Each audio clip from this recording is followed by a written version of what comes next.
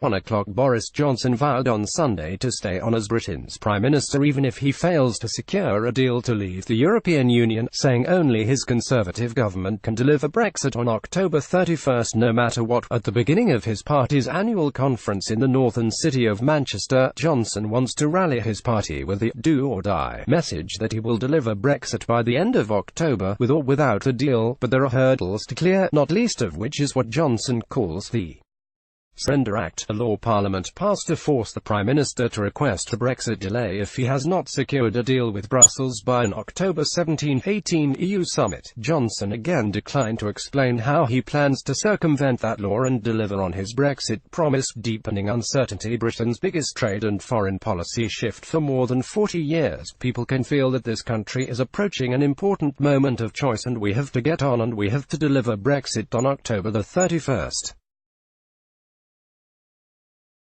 "I'm going to get on and do it," he told BBC television. Asked if he would resign to avoid having to ask for a delay, Johnson said, "No, I have undertaken to lead the party and my country at a difficult time and I am going to continue to do that.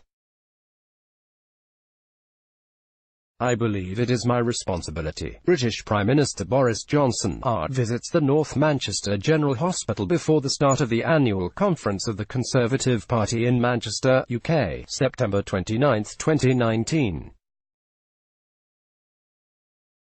Reuters photo. British Prime Minister Boris Johnson visits the North Manchester General Hospital before the start of the annual conference of the Conservative Party in Manchester, UK, September 29, 2019.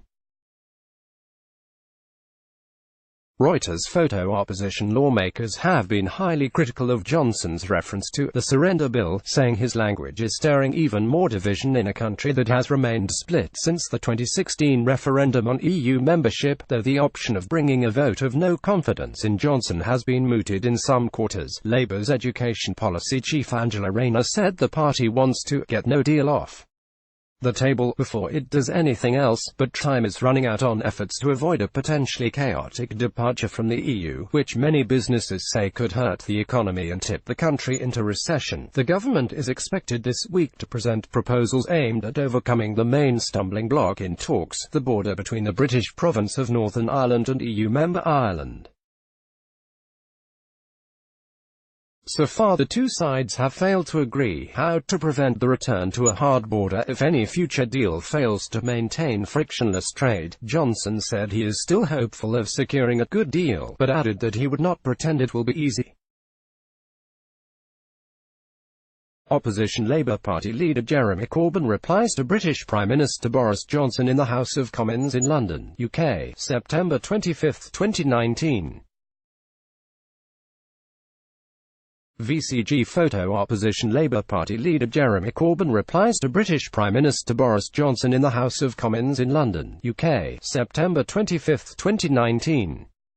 VCG photo. It is certainly true that other EU countries also don't want this thing to keep dragging on, and they don't want the UK to remain in the EU truculent and mutinous and in a limbo and not wishing to cooperate in the way that they would like, he said. There is a strong view across the EU that it is time to move on. The Conservative Party conference will be a rally for Boris Johnson and a rally for Brexit, predicted Tim Bale, professor of politics at Queen Mary University of London.